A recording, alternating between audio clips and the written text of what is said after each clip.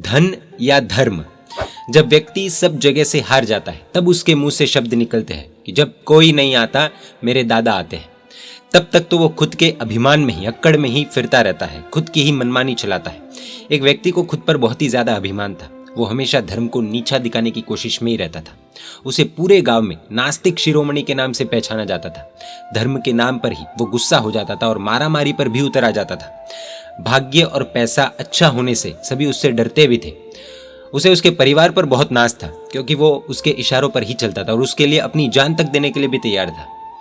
पर कस्में, वादे, प्यार, वफा, ये सब बातें हैं और बातों का क्या कोई महत्व हो सकता है।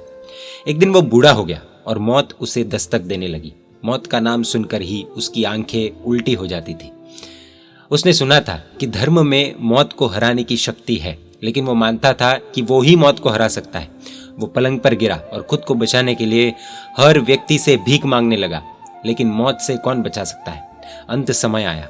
उसे अब धर्म की याद आ गई और योगानुयोग एक गुरु भगवंत उनके घर पर गोचरी के लिए पधारे। उस व्यक्ति की भीतरी आंखें खुल गई।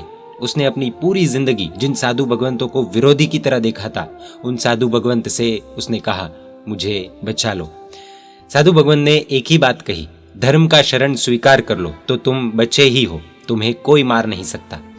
पूरे जीवन के प्रायश्चित के स्वरूप उसने धर्म स्वीकारा और संपूर्ण स्वस्थता के साथ उसकी आंखें बंद हो गई। मानो या न मानो, 100 रोगों की एक ही दवा है, धर्म।